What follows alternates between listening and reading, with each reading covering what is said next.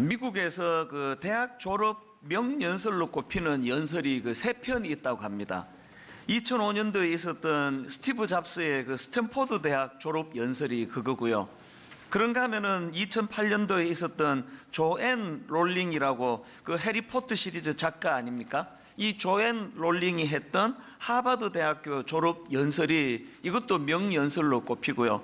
그런가 하면은 2011년도에 있었던 코난 오브라이언의 그 다트머스 대학 졸업 연설, 이렇게 세 편의 졸업 연설이 이게 명연설이었다, 이렇게 그 손꼽히는 연설들입니다. 그런데 이 세 편의 명연설에는 공통점이 하나 있는데, 연사도 다르고 또 전했던 학교 학생도 다 다르지만 그 연설들에게는 두 가지 공통점이 있었는데, 하나가 뭐냐 하니까 실패의 중요성을 강조하는 연설이었고요. 그리고 또 하나가 그 바닥을 친 후의 회복, 이 두 가지가 강조되던 연설이라는 공통점이 있었다는 겁니다. 그런가 하면은 공통점이 하나 더 있는데, 그렇게 그 실패의 중요성을 강조하고 바닥을 친 후에 회복에 대해서 강조하던 그 연설가들이 이게 이론이 아니고요, 다 본인들이 그런 실패와 아픔의 과정들을 직접 다 겪었다는 것, 이게 또 공통점이라는 겁니다. 스티브 잡스는 대학 중퇴, 또 해고, 또 사업 실패, 이런 아픔을 많이 겪었었고요. 그런가 하면은 조앤 롤링은 가난 속에서 싱글맘 생활을 이어갔다고 그렇게 나와 있고, 그런가 하면은 코난 오브라이언도 17년 동안이나 일했던 방송사에서 떠나는 고난을 겪었다는 겁니다.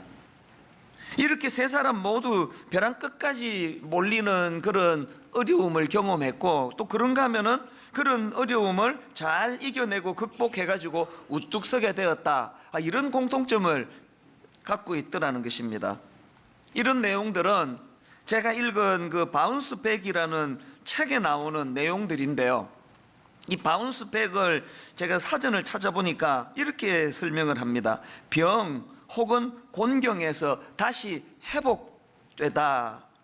그러니까 이 저자가 이 바운스백이라는 단어를 가지고 이렇게 역경 속에, 고난 속에 다시 회복되는 많은 사례들을 그 책에서 열거하는 것을 제가 보았는데요, 제가 그 책에서 흥미를 느끼는 게 뭐냐 하니까, 이렇게 실패와 역경 속에서도 다시 원래의 상태로 되돌아오는 힘, 이걸 말하는 이 회복력이라는 것은 어떤 의지력이 강한 특별한 몇몇 사람에게만 있는 게 아니고, 대부분의 우리 같은 평범한 사람들에게도 이미 인간으로 태어날 때 그 인간의 내면에 내재되어 있는 기본적인 적응 시스템이라는 겁니다. 예를 들면은 임상심리학자 조지 보나보라는 분이 뭘 조사했는가 하면은 9.11 테러, 또 자연재해, 또 사스, 이런 것으로 인해 가지고 아들이나 딸을 잃거나 또 배우자를 잃거나 이런 그 슬픔을 당한 분들을 추적해서 연구를 해보니까요, 보통 일반적으로 생각하기는 이제 가까운 친구나 또 가족이나 또 자식이 죽으면 평생 마음에 지울 수 없는 상처가 남는다, 그렇게 이해를 하고 있는데, 이 보나보가 실험을 통해서 보니까 그런 통념과는 달리 대부분의 사람들은 그런 사별 이후에 다시 원래의 생활로 되돌아가고 또 놀라울 정도로 환경에 잘 적응하더라, 이런 발표를 한 겁니다. 이런 것들이 다 뭘 이야기합니까? 이 바운스백이라는 것, 원래의 아픔을 당하고 슬픔을 당할 때 그 원래의 상태로 되돌아가고자 하는 힘이 우리 같은 평범한 사람들, 모든 사람에게도 다 그것이 내재되어 있다는 이야기입니다. 이 바운스백과 비슷한 용어로 탄성력 혹은 회복 탄력성, 이런 용어들이 있는데요, 제가 이 탄성력을 그 심리학 용어 사전으로 찾아보니까 이렇게 풀이합니다. 심각한 삶의 도전에 직면하고서도 다시 일어설 뿐만 아니라 심지어 더욱 풍부해지는 인간의 능력, 이렇게 탄성력을 풀이하는데요, 그 사전에서는 이제 이런 내용을 잘 설명하기 위해서 작은 논문 하나를 거기다 붙여놨는데, 앞부분을 제가 읽어드리겠습니다. 그 논문의 앞부분이 이렇게 그 설명을 합니다. 아동 발달에 대한 초기 이론의 가정들 중 하나는 어려운 가정 환경이 불가피하게 성인기에 건강하지 못한 성격 발달로 이어진다는 것이다. 이게 심리학이 전제로 하고 있는 중요한 그 기초 전제 아닙니까? 어릴 때 부모로부터 사랑을 못 받았다거나 어릴 때 극심한 어떤 어려운 환경에 빠지거나 하는 이것이 그 사람 삶에 평생에 영향을 미친다, 그런 전제를 갖고 있지만, 근데 그 다음 한번 들어보십시오. 그런데 최근 몇몇 연구들은 어려운 유년기의 환경이 꼭 그 아이가 어른이 되었을 때 심리적인 문제들로 나타나지는 않는다는 것을 보여주었다. 사실 놀라운 것은 매우 힘든 가정에서 자라난 몇몇 어린이들이 꽤 적응적인 어른이 된다는 것이다. 이 연구들은 만성적 가난, 부모의 무관심, 부모의 정신병리, 학대, 그리고 전쟁 중에 사는 것 등 힘든 환경에도 불구하고 어떤 집단의 아이들은, 이게 중요합니다, 어떤 집단의 아이들은 잘 성장한다는 비교적 일관적인 결과를 보였다. 그런가 하면 또 그 다음도 중요해요. 하지만 이러한 발견은 어린 시절의 가정 환경이 중요하지 않다는 증거가 되지는 않는다. 대신 이 발견은 몇몇 어린이들이 어려운 환경에 적응하는 법을 배우고 다른 어린이들에 비해 영향을 덜 받는다는 것을 알려준다. 제가 이번 추석 연휴 동안에 이제 이 설교를 위해 가지고 이런 유의 그 회복력과 관계되는 책들을 몇 권 구입해 가지고 이제 공부를 하다가 보니까요, 이것들을 다 종합해 보니까 그게 두 가지로 정리가 되는 겁니다.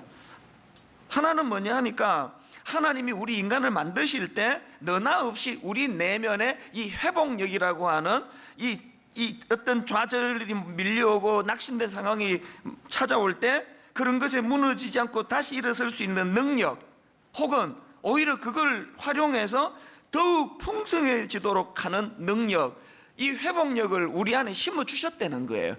여러분에게 다, 저희에게 다 심어 주신 거예요. 이게 제가 이번에 새롭게 발견한 첫 번째고요. 그런가 하면 두 번째가 뭐냐, 그렇게 하나님께서 우리 내면에 장착해 주신 이 회복력이 작동되는 사람이 있고 작동이 안 되는 사람이 있고, 이렇게 구분이 되더라는 것입니다. 제가 앞에서 소개해드린 그 바운스백이라는 책 프롤로그 제목이 이렇습니다. 바닥에서 깨질 것인가 튀어 오를 것인가. 여러분이 제목이 갖는 전제가 뭡니까? 똑같이 우리 인생이 바닥으로 곤두박질 쳤는데 어떤 사람은 거기서 그냥 깨진 유리처럼 산산조각이 나버리는 인생이 있는가 하면은, 어떤 사람은 똑같이 바닥에 곤두박질 쳤지만 용수철처럼 튀어오르는 그런 인생이 있다는 거예요. 이게 전제 아닙니까? 저는 이번 연휴 동안에 이런 내용들을 쭉 살펴보면서 그 신앙이 주는 힘이라는 것은요, 뭐 지금 이렇게 평상시에 무난하고 평탄하고 좋은 남편 아내 만나가지고 또 애들도 별 부모 걱정 끼치지 않고 잘 사는 거기서는 신앙의 힘이 나타나질 않습니다. 결정적으로 그 사람 안에 진짜 복음의 능력이 있느냐 없느냐는 바닥으로 인생이 곤두박질 쳐질 때, 가정이 깨질 것 같고 애는 억장이 무너지는 사고를 쳐서 들어오고 경제는 완전히 바닥을 치고 그럴 때, 여러분은 깨진 유리 조각처럼 인생이 무너져 버리는 그런 삶인가, 아니면은 용수철처럼 튀어오르는 그런 회복력이 있는 인생인가? 이게 우리 신앙이 있느냐 없느냐를 결정짓는 잣대라고, 그렇게 저는 생각한다는 것입니다. 그래서 여러분, 그 예레미야 애가 3장 22절 23절 유명한 말씀이 나오지 않습니까? 여호와의 인자와 긍휼이 무궁하심으로 우리가 진멸되지 아니함이니이다. 이것들이 아침마다 새로우니, 이게 중요합니다. 이것들이 아침마다 새로우니 주의 성실하심이 크시도소이다. 지금 이게 어떤 상황인가 하면은, 나라는 망하고 백성들은 적국에 포로로 끌려가는 비참한 상황이에요. 절망이에요. 오죽하면은 제목이 예레미야 애가 슬픔의 노래겠나고요. 그래서 이런 절망적인 노래를 부를 수밖에 없는 그런 상황인데, 그런데도 불구하고 또 한편으로 보니까 여호와의 인자와 긍휼이 무궁하심으로 우리가 진멸되지 아니함이니이다. 이것들이 아침마다 새로우니, 아침마다 새롭다는 게 뭘 이야기합니까? 저녁마다 절망하니까 아침마다 새로운 거 아닙니까? 신앙은요, 한번 은혜 받으면 평생 가는, 수명이 평생 가는 그런 작동이 아니에요. 분명히 오늘 은혜 받고 가슴이 터질 것 같은 감격을 누리지만 좀 있다가 집에 가면은 또 절망이 또 밀려오는 거예요. 그래서 이 믿음이라는 건 아침마다 새로운 거, 한번 은혜 받는 게 아니고요, 하나님이 내 안에 심어주신 이 회복력이, 이 기능이 다시 작동이 되는 거. 그래서 어제 저녁에 잠자리 들어갈 때는 또 내 꼴이 너무 한심하고 참 억장이 무너지고, 그래서 답답한 마음을 가지고 잠자리에 들어갔는데 아침마다 새로우니, 이것들이 아침마다 새로우니 주의 성실하심이 크시도다. 여러분, 이 기능이 지금 작동되고 있습니까? 우리 삶 속에서 이 아침마다 새로우니 이 기능이 작동이 되지 않으면은 그건 우리 신앙생활에 지금 뭔가 지금 기능에 문제가 생겼다는 이야기예요. 이런 맥락에서 누가 저보고 지금 그 삼손에 대해서 쭉 살펴보고 있는데, 목사님은 삼손과 관련한 기록 중에서 제일 흥미로운 구절이 무엇입니까? 한 구절만 말씀해 주세요. 그러면요, 저는 주저하지 않고 오늘 본문 22절을 내놓을 것 같아요. 사사기 16장 22절, 그의 머리털이 밀린 후에 다시 자라기 시작하니라. 저는 이 구절을 읽으면 읽을수록 너무 이 말씀이 주는 그 묘미가 제 마음을 뜨겁게 하는 것 같아요. 여러분, 이 22절 말씀이 언제 등장하는 말씀인가 하면은요, 바로 그 앞에 21절을 한번 보십시오. 블레셋 사람들이 그를 붙잡아 그의 눈을 빼고 끌고 가사에 내려가 놋줄로 매고 그에게 옥에서 맷돌을 돌리게 하였더라. 삼손 인생에서 가장 절망적인 순간이 그예요. 그렇게 그 나귀 특별 하나로 수많은 적들을 죽이고 의기양양했던 그가 머리털 잘리고 눈 뽑히고 지금 원수들이 조롱하는 거기에 지금 맷돌을 돌리고 있는 상황이에요. 삼손에게 이거 가장 절망적이고 비참한 그런 상황인데, 바로 그런 절망적인 상황 그 다음에 나오는 게 아까 읽었던 22절, 제가 흥미롭게 생각한다는, 그의 머리털이 밀린 후에 다시 자라기 시작하니라. 사실 여러분, 그 21절에서요, 블레셋 사람들이 그를 붙잡아 그의 눈을 빼고 끌고 가사에 내려가 놋줄로 매고 그에게 옥에서 맷돌을 돌리게 하였더라. 이거는 팩트예요, 팩트. 이게 상황이에요. 지금 이건 부인할 수 없는 현실이에요.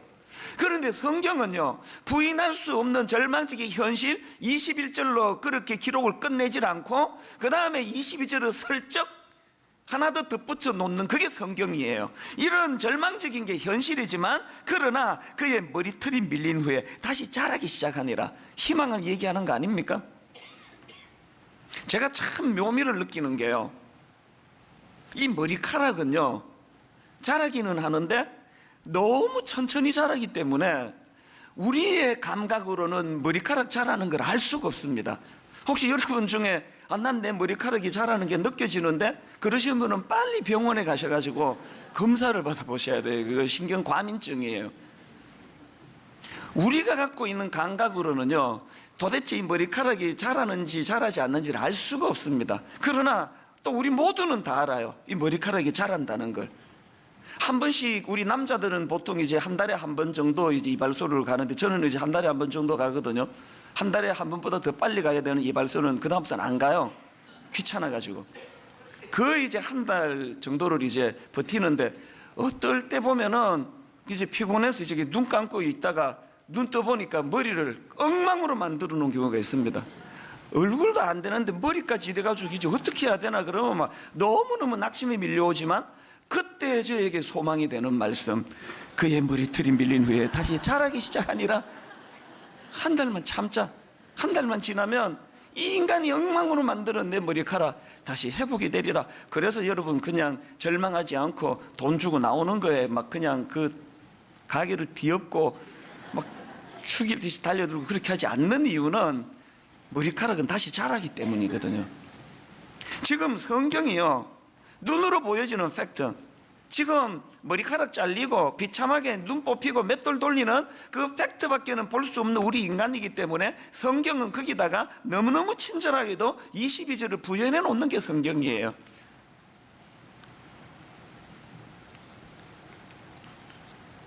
중요한 거는 아무리 이 머리털이 다시 자란다는 사실을 성경이 깨우쳐 준다고 하더라도 그게 현실에 눈 뽑히고 맷돌 돌릴 때 겪어야 되는 고통을 감해 주는 건 아니에요.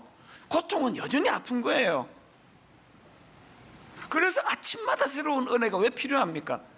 아침마다 새로운 은혜를 받지만 여전히 삶 속에서 겪는 아픔과 이 고통스러움은 감해지지 않습니다.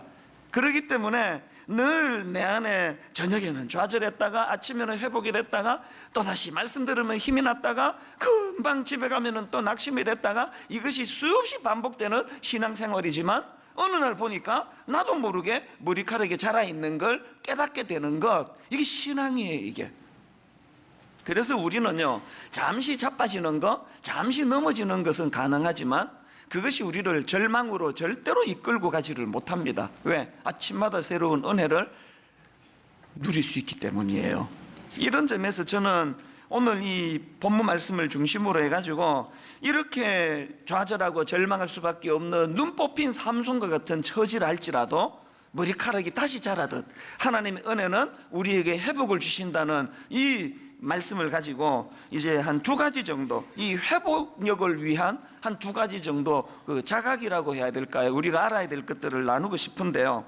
여러분, 첫째로요, 우리가 위기가 올 때, 아픔이 올 때 마치 인생이 그냥 내 잘못으로 말미암아 눈 뽑힌 삼손과 같은 절망이 찾아올 때 기억해야 되는 것, 그럼에도 불구하고 소망으로 이끄시는 하나님을 기억하는 것입니다. 사실 여러분, 이 21절이요, 삼손 인생에서 가장 비참한 거 맞습니다. 블레셋 사람들이 그를 붙잡아 그의 눈을 빼고 끌고 가사에 내려가 놋줄로 매고 그에게 옥에서 맷돌을 돌리게 하였더라. 이건 절망 맞습니다. 그러나 여러분, 이 삼손의 비극적인 이 절망이 드라마틱한 대반전, 이것이 변장하고 찾아온 축복이 될 수 있는 조건이 하나 있습니다. 사실은요, 이 우리 미련한 이 둔감한 우리의 감각으로는요, 머리카락 잘리고 눈 뽑히고 맷돌 돌릴 때야 비로소 자기 인생이 비참하다는 것을 깨닫게 되지만요, 그러나 삼손은요, 머리카락 잘리기 훨씬 이전서부터 처참한 인생이었습니다. 그걸 상징적으로 보여주는 게 저는 20절이라고 생각하는데요. 들릴라가 이르되 삼손이여 블레셋 사람이 당신에게 들이닥쳤느니라 하니 삼손이 잠을 깨며 이르기를 내가 전과 같이 나가서 몸을 떨치리라 하였으나, 그 다음 보세요. 여호와께서 이미 자기를 떠나신 줄을 깨닫지 못하였더라. 저는 이 말씀이 너무너무 상징적으로 이 우둔하고 미련한 삼손뿐만 아니라 오늘 저와 여러분에게도 너무 해당되는 거예요. 이미 여호와께서 자기를 떠나신 지 오래되었음에도 불구하고 여전히 나는 낙이 턱뼈 하나로 그 적들을, 수많은 적들을 물리칠 힘이 있기 때문에, 그래서 지난주 말씀드렸던 그 밧세바 신드롬에 빠져가지고 어떤 경우라도 나는 이 밧세바의 유혹을 이길 수 있다는 이런 허황한 생각에 빠지는, 이게 오늘 우리의 비극 아닙니까? 그런데 여러분, 오늘 눈 뽑히고 머리 잘리고 맷돌 돌리는 삼손의 그 비극적인 현실이 변장하고 찾아온 축복이 되기 위해서는 그 사건을 통하여 하나님이 자기를 떠나버린 그 절망적인 사건을 자각하는 도구로 쓴다면 그건 영적으로는 축복이에요. 제가 종종 그 고난은 변장하고 찾아온 축복이라고 그런 말씀을 드리지만, 그러나 이거는 자동적으로 다 되는 건 아니에요. 무조건 고난이 저절로 우리를 변장하고 찾아온 축복으로 이끌지 않습니다. 고난이 어떻게 고난이지 그게 축복이냐고요. 고난이 축복되기 위한 유일한 조건이 있다면, 이 절망적인 눈 뽑힌 맷돌 돌리는 이 상황이 오래전에 나를 떠나버린 그 하나님의 이가봇, 하나님의 영광이 떠나져 버린 내 초라한 상황을 깨닫게 만드는 도구가 된다면, 그러면 이 고난은 변장하고 찾아온 축복이 될 수 있다는 사실입니다. 제가 방금 이가봇이라는 표현을 썼는데요, 이 단어는 그 사무엘상 4장에 나오는 단어예요. 사무엘상 4장은 오늘 본문 이상으로 비참한 상황입니다. 온 나라가 타락하고 부패하고 썩어 빠져가지고요, 블레셋과의 전투에서 하나님 임재를 상징하는 언약궤를 빼앗겨버려. 이건 이게 상상할 수가 없습니다. 그리고 그 당시 신앙 지도자라고 하는 엘리가 전투에서 목숨을 잃고 홈리와 비나하스가 또 그 아버지 뒤를 이어 제사장이 된 이것들이 또 목숨을 잃고 얼마나 타락을 했는 인간들인지 몰라요. 그래가지고 여러분 그게 얼마나 충격이 됐는지, 엘리 제사장의 며느리이자 비느하스의 아내가 임신 중이었는데 그 소식을 듣고 충격을 받아가지고 해산하는 과정에서 목숨을 잃습니다. 자, 그 내용을 담은 사무엘상 4장 19절부터 내용을 한번 가만히 보십시오. 그의 며느리인 비나스의 아내가 임신하여 해산 때가 가까웠더니 하나님의 교회를 빼앗긴 것과 그의 시아버지와 남편이 죽은 소식을 듣고 갑자기 아파서 몸을 굽으려 해산하고 죽어갈 때에 곁에 서 있던 여인들이 그에게 이르되 두려워하지 말라, 내가 아들을 낳았다 하되 그가 대답하지도 아니하고 관념하지도 않고 절망했다는 거예요. 그리고 그 다음에 21절 이르기를 영광이 이스라엘에서 떠났다 하고 아이 이름을 이가봇이라 하였으니 하나님의 교회가 빼앗겼고 그의 시아버지와 남편이 죽었기 때문이며, 또 이르기를 하나님의 교회를 빼앗겼으므로 영광이 이스라엘에서 떠났다 하였더라. 원래 여러분 이 가봇이라는 단어는 영광이라는 단어예요. 근데 지금 이 여인이 얼마나 절망했던지 영광이라는 뜻을 가지고 있는 가봇에다가 그 단어 앞에 이라는 부정어를 넣어가지고 이 가봇, 다시 말해 영광 없음, 내 인생도 끝, 우리 가문도 끝, 이스라엘도 끝, 하나님이 떠나버린 저주받은 절망적인, 그렇게 하고 이 여자가 아들을 너무너무 절망적인 이름으로 그냥 이가봇이라는 이름을 짓고는 그렇게 죽어버렸습니다. 여러분 이 여인이 너무너무 이해가 되는 거 아닙니까? 남편 죽고 그렇게 의지했던 종교 지도자였던 시아버지 죽고 하나님의 임재의 상징이라고 믿었던 그 언약궤 그 적들에게 빼앗기고, 그래서 이 여자가 이가봇이라고 외쳤던 거는 너무 이해가 돼요. 제정신이 아니었습니다. 그러나 여러분 이 여인이 몰랐던 게 하나 있습니다. 그런 절망에 이가봇, 누가 봐도 이건 이가봇, 저주, 하나님의 영광이 떠나버린 그 상황인데 그 상황에서도 하나님은 일하고 계셨다는 사실이에요. 어떻게 일하셨느냐? 자, 그 상황에 사무엘상 3장 19절 한번 보십시오. 사무엘이 자라매 여호와께서 그와 함께 계셔서 그의 말이 하나도 땅에 떨어지지 않게 하시니, 또 21절 여호와께서 실로에서 다시 나타나시되 여호와께서 실로에서 여호와의 말씀으로 사무엘에게 자기를 나타내시니라. 이 우둔한 육신의 눈으로 보면은 희망은 없습니다. 절망이에요. 끝이에요. 남편 죽었어요. 시아버지 죽었습니다. 하나님의 임재를 상징하는 언약궤 뺏겼습니다. 어두운 그림자밖에 없습니다. 그런데 여러분 그 절망적인 시대에도 불구하고 영안을 열고 봤더니 하나님은 일하시는데 사무엘을 준비시키고 계시다는 거예요. 그런가 하면 회복을 위한 두 번째가 뭡니까? 그 희망 주시는 하나님께로 마음 되돌리기. 제가 여기에 마음 되돌리기에 왜 강조점을 뒀느냐 하면은 제가 그 삼손 이야기를 기록하고 있는 본문을 쭉 묵상하다가 굉장히 흥미로운 한 가지를 발견했는데요. 하나님이 시종일관 우리에게 요구하시는 건 네 마음을 다오잖아요. 니들이 여기까지 와주는 거 참 고마운데, 이거 추석 끝나고 피곤할 텐데 그래도 이렇게 예배 드리러 와주는 건 너무 고마운데 내가 진짜 원하는 건 니들이 마음이 담긴 예배를 드리기를 원한다. 마음을 다오. 신명기 10장 12절에 보니까 이스라엘아, 내 하나님 여호와께서 내게 요구하시는 것이 무엇이냐? 곧 내 하나님 여호와를 경외하여 그의 모든 도를 행하고 그를 사랑하며 마음을 다하고 뜻을 다하여 내 하나님 여호와를 섬기고, 또 마가복음 12장 30절 내 마음을 다하고 목숨을 다하고 뜻을 다하고 힘을 다하여 주 너의 하나님을 사랑하라 하신 것이요. 우리를 향하신 하나님의 일관된 요구는 네 마음을 다오예요. 그런데 제가 들릴라를 보다가 깜짝 놀랐던 게요, 여러분 악한 세상을 상징하는 들릴라도 삼손에게 요구한 게 마음을 다오였더라고요. 자, 사사기 16장 15절입니다. 들릴라가 삼손에게 이르되 당신의 마음이 내게 있지 아니하면서 당신이 어찌 나를 사랑한다 하느냐? 네 마음을 다오, 그 얘기 아닙니까? 여러분 하나님도 우리의 마음을 원하시고요, 악한 세상도 우리의 마음을 원해요. 네 마음을 다오. 그런데 제가 발견한 흥미로운 게 뭐냐? 사사기 15장에서 삼손이요, 네 마음을 다오 하시는 하나님께 그 마음을 하나님께 드렸더니 하나님은 그에게 뭘로 갚아주시느냐. 사사기 15장 19절, 하나님이 레히에서 한 우묵한 곳을 터뜨리시니 거기서 물이 솟아나오는지라 삼손이 그것을 마시고 정신이 회복되고 소생하니. 삼손이 하나님께 마음을 드린 결과는 혼미한 정신이 회복이 되고 소생되는 결과가 일어났는데요. 그런데 여러분, 들릴라가 삼손에게 마음을 달라 그래가지고 삼손이 들릴라에게 마음을 줬더니 들릴라는 삼손의 마음을 받자마자 눈을 뽑아버렸습니다. 이 차이를 아시겠습니까?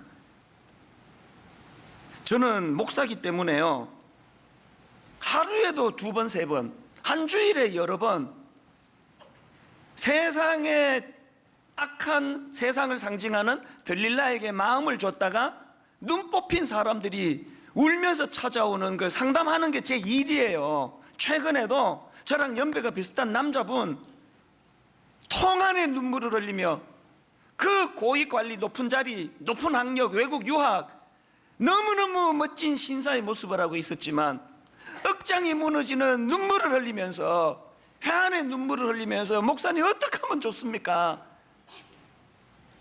오늘 너무 많은 예수 믿는 사람들이 눈 뽑힌 삼손이 된 건 줘야 되는, 줘서는 안 되는 들릴라에게 마음을 줘버렸기 때문이에요. 목사, 장로, 그 타이틀은 그럴듯하지만 주어서는 안 되는 들릴라에게 마음을 줘버렸기 때문에. 그래서 오늘 우리가 회복해야 되는 건 뭡니까? 에스겔 14장 6절, 그런즉 너는 이스라엘 족속에게 이르기를 주 여호와의 말씀에 너희는 마음을 돌이켜 우상을 떠나고 얼굴을 돌려 모든 가증한 것을 떠나라. 잠언 23장 26절, 내 아들아 내 마음을 내게 주며 내 눈으로 내 길을 즐거워할지어다. 대저 음녀는 깊은 구덩이요 이방 여인은 좁은 함정이라. 이 경고의 하나님의 말씀 앞에 우리가 정신을 차리고, 여러분, 우리는요 세상에 마음을 줬다가 그 세상, 타락한 세상에 내 마음을 함부로 지멋대로 갖고 놀다가 떨어뜨려 가지고, 그래서 브로큰 하트라는 말이 저는 제일 슬픈 단어예요. 들릴라에게 내 마음을 줬더니 이게 내 마음을 지멋대로 갖고 놀다가 떨어뜨려 가지고 브로큰 하트, 마음이 깨져 버렸어요.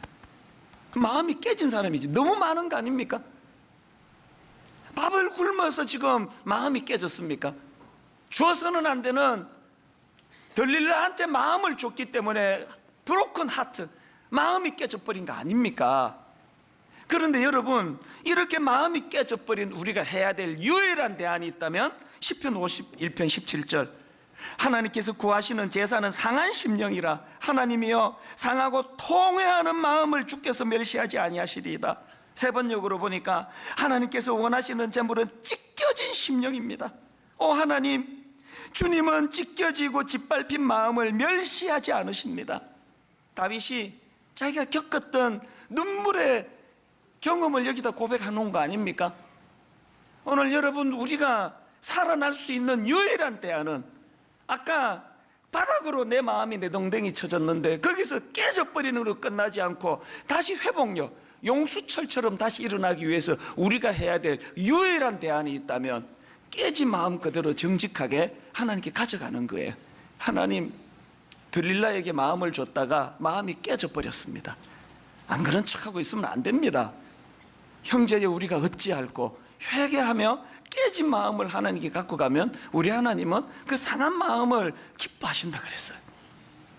결론을 맺으면서요, 마태복음 28장에 보면은 예수님이 이제 부활하시는데 두 여인이 그 무덤을 찾습니다. 그 부활하신 주님이 이 두 여인에게 무슨 부탁을 하나 하는데요. 자, 마태복음 28장 9절 10절입니다. 예수께서 그들을 만나 이르시되 평안하냐 하시거늘 여자들이 나아가 그 발을 붙잡고 경배하니, 이에 예수께서 이르시되 무서워하지 말라. 무슨 부탁을 하느냐? 가서 내 형제들에게 갈릴리로 가라 하라. 거기서 나를 보리라 하시니라. 지금 뭘 부탁합니까? 그 두 여인한테 니들 내 제자들한테 가서 갈릴리로 가라고 좀 전해라. 거기서 나 만나겠다, 내가 만나겠다고 좀 전해라. 왜 하필 갈릴리입니까?